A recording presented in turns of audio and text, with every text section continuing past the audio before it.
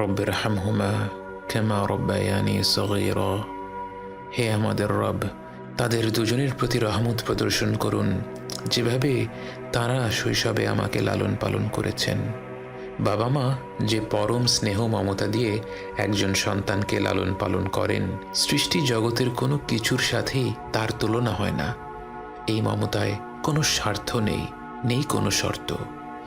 যখন আমরা আল্লাহর কাছে বাবা মায়ের জন্য দোয়া করি, আমরা পৃথিবীর পবিত্রতম মমতার কথা উল্লেখ করে রব্বুল আলামিনকে বলি, আমার রব, আপনি এইভাবেই তাদের উপর রহম করুন।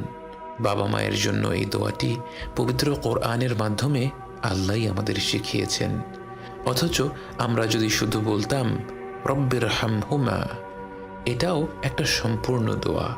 এর অর্থ, হে রব, আপনি তাদের দুজনের উপর রহম করুন।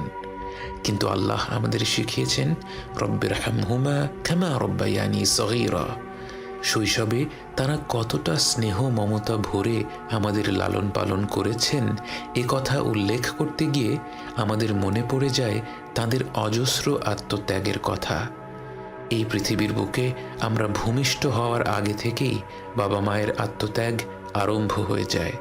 রাত পেরাতে গর্ভবতী মায়ের ঘুম ভেঙে যায়, যখন তখন প্রচণ্ড ক্ষুধা পায়, শরীর খারাপ হয়, বমি হয়। বাবাকে সর্বদা সতর্ক থাকতে হয়, গর্ভবতী মায়ের যখন যা প্রয়োজন সেটার ব্যবস্থা যেন দ্রুত করে ফেলা যায়। জন্মের পর থেকে বাবা মায়ের সময়সূচি বাচ্চাকে ঘিরেই গড়ে ওঠে। বাবা মা যখন হাত তুলে তাদের রবের কাছে দোয়া করেন, তার কতটুকু নিজেদের জন্যে আর কতটুকু সন্তানদের জন্যে তা তো কেবল আমাদের রবই জানেন। এবং তিনি জানেন বলেই আমাদের শিখিয়েছেন রব্বিরহামহুমা কামা রব্বায়ানি সগীরা।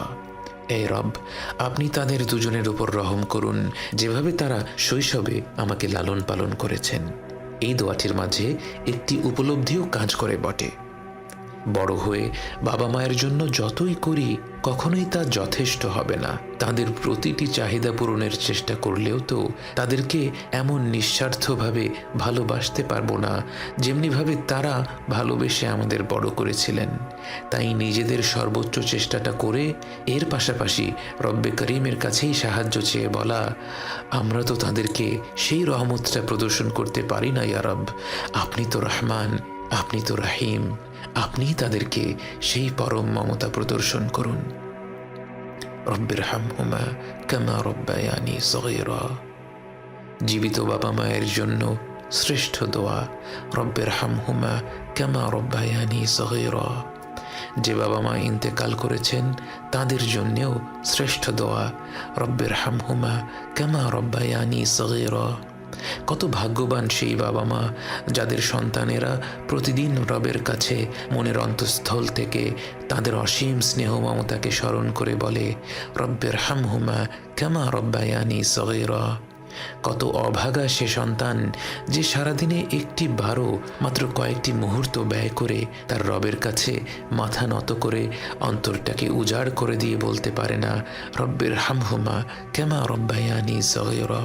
শত শত বার এই দোয়াটি করতে পারি, অথবা শুধু একটি বার পরিপূর্ণ আন্তরিকতার সাথে তাদের প্রগাঢ় ভালোবাসার কথা স্মরণ করে বলতে পারি রব্বিরহামহুমা কামা রব্বায়ানি সগীরা। আমাদের মুখে মুখে যেন উচ্চারিত হতে থাকে রব্বিরহামহুমা কামা রব্বায়ানি সগীরা।